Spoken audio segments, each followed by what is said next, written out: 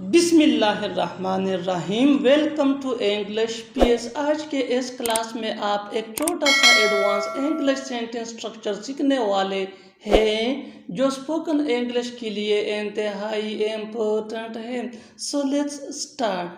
मुझसे पंगा लेना तुम्हें महंगा पड़ेगा। उसको हाथ लगाना तुम्हें महंगा पड़ेगा।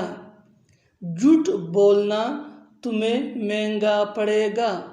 गलत फैसले करना तुम्हें महंगा पड़ेगा। माय डियर व्यूअर्स, इन फिक्रों को गौर से देखो। इनमें एक चीज़ कॉमन है, यानी सेम मुश्तरक है, और वो है महंगा पड़ेगा। ऐसे सेंटेंसेस, ऐसे जुमले हम अपनी डेली लाइफ में ज़रूर बोलते या दूसरों से सुनते हैं। ऐसे फिक्र के लिए इंग्लिश का जो स्ट्रक्चर यूज़ होता है, इसको सीखने के बाद आप भी ऐसे फिक्रे बआसानी इंग्लिश में बोलने के काबिल हो जाएंगे। और यह स्ट्रक्चर इंतहाई आसान, सिंपल, ईजी सा स्ट्रक्चर है।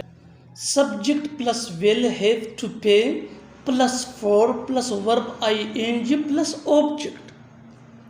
Subject plus will have to pay plus for plus verb ing plus object. इस फार्मूले को अच्छी तरह समझने के लिए कुछ मिसालें, एग्जाम्पल बना लेते हैं। Let's see with the help of example for better understanding. झूठ बोलना तुम्हें महंगा पड़ेगा।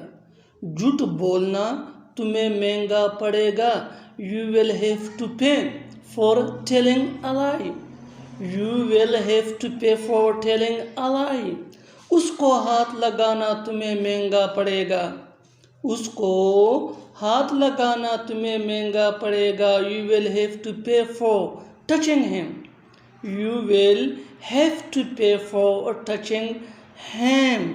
मुझसे पंगा लेना तुम्हें महंगा पड़ेगा। मुझसे पंगा लेना तुम्हें महंगा पड़ेगा। You will have to pay for messing with me. You will have to pay for messing with me.